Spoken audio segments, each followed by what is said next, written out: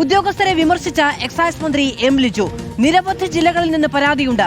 വെളുപ്പിന് 5 മണിക്ക് ബാറുകൾ തുറന്നു പ്രവർത്തിക്കുന്നുവെന്ന് പരാതിയുണ്ട്. എക്സൈസ് ഉദ്യോഗസ്ഥർ കേസ് കണക്കിന് മദ്യം ആവശ്യപ്പെടുന്നുവെന്ന് ബാർ ഉടമകൾ പരാതി പറയുന്നുണ്ട് എന്നും എം ലിജു. എക്സൈസ് കമ്മീഷൻ അടക്കം പങ്കെടുത്ത പരിപാടിയിലാണ് മന്ത്രി വിമർശനം ഉന്നയിച്ചിരിക്കുന്നത്. അതിനെക്കുറിച്ചുള്ള കോൺഫിഡൻഷ്യൽ റിപ്പോർട്ട്സ് എക്സൈസ് കമ്മീഷണർ മുമ്പിലും എല്ലാം വരും. അതിന് ക്ലാരിഫിക്കേഷൻസ് വേണ്ടി വരും. ഈ ഒരു സിസ്റ്റം നന്നായി പോകണം എന്ന തരത്തിൽ മാത്രമേ നമുക്ക് മുന്നോട്ട് പോകാൻ സാധ്യമാവുകയുള്ളൂ. എന്നോട് ചില ബാർ ഉടമകൾ ഉൾപ്പെടെ അവരുടെ പരാതി എന്ന രീതിയിൽ പറഞ്ഞത്, അവിടെ ചെന്ന് കേസ് കണക്കിന് മദ്യം ആവശ്യപ്പെടുന്ന പരാതികൾ നിലവിലുണ്ട്. ആദ്യം ഒരു ഉയർന്ന തലത്തിലുള്ളവരുടെ വരവ് വരുന്നു, അവർക്ക് കൊടുക്കേണ്ടി വിടുന്നു.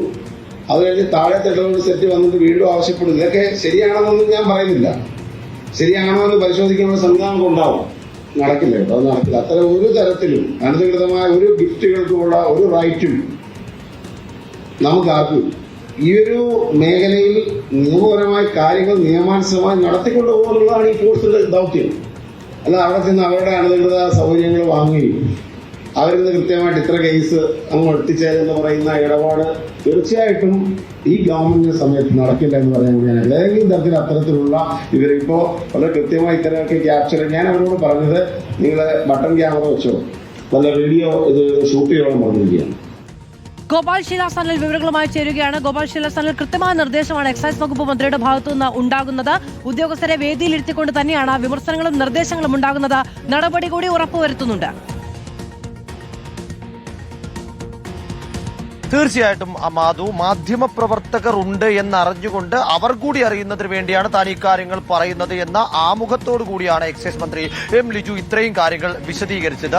ഇന്ന് സംസ്ഥാന വ്യാപകമായി എക്സൈസ് വകുപ്പിന് നൽകിയ നാർക്കോ ഡിറ്റക്ഷൻ യൂണിറ്റുകളുടെ സംസ്ഥാനതല വിതരണ ഉദ്ഘാടനം നിർവഹിക്കുകയായിരുന്നു അദ്ദേഹം വിവിധ കാര്യങ്ങൾ എക്സൈസ് ഉദ്യോഗസ്ഥർക്കെതിരെ ഉയരുന്ന ആരോപണങ്ങളെയും പരാതികളെയും കുറിച്ച് വിശദീകരിക്കുകയാണ് ചെയ്തത്. പലയിടങ്ങളിലും 5 മണി മുതൽക്കേ തന്നെ പുലർച്ചെ ബാറുകൾ പ്രവർത്തിക്കുന്ന സ്ഥിതി ഉണ്ടാകുന്നു. അതുമായി ബന്ധപ്പെട്ട് പല ജില്ലകളിൽ നിന്നും തനിക്ക് പരാതി ലഭിക്കുന്നുണ്ട്. എക്സൈസ് ഡിപ്പാർട്ട്മെന്റ് അറിയാതെ എങ്ങനെയാണ് ഇത്തരത്തിൽ ബാറുകൾ പുലർച്ചെ മുതൽക്കേ തന്നെ തുറന്ന് പ്രവർത്തിക്കുന്നത് എന്ന ചോദ്യം നിലനിൽക്കുന്നുണ്ട്. അതിനോടൊപ്പം തന്നെ ഉദ്യോഗസ്ഥർ പലപ്പോഴും സമ്മാനങ്ങളും പല ആനുകൂല്യങ്ങളും പലതരത്തിലേക്കുള്ള പദവികൾ ദുരുപയോഗം ചെയ്തുകൊണ്ടുള്ള പല നേട്ടങ്ങളും ഇതിൽ നിന്നുണ്ടാക്കുന്നു എന്ന സൂചന നൽകിക്കൊണ്ടുള്ള വാക്കുകളും അദ്ദേഹത്തിന്റെ ഭാഗത്ത് നിന്നുണ്ടായി. അതായത് പല എക്സൈസ് ഉദ്യോഗസ്ഥർ, അതായത് മേൽത്തട്ടിലുള്ള മുതിർന്ന ഉദ്യോഗസ്ഥർ മുതൽ താഴെത്തട്ടിലുള്ള ഉദ്യോഗസ്ഥർ വരെ ബാർ ഉടമകളിൽ നിന്ന് കേസ് കണക്കിന് മദ്യമാണ് ആവശ്യപ്പെടുന്നത്. ഇത്ര കേസ് മദ്യം ഇന്ന സ്ഥലത്തേക്ക് എത്തിച്ചേക്ക് എന്ന കാര്യം ഫോണിൽ വിളിച്ചു പറയുന്നു. അവിടെ എത്തിച്ചു നൽകാൻ അവർ ബാധ്യസ്ഥരാണ് എന്ന കാര്യം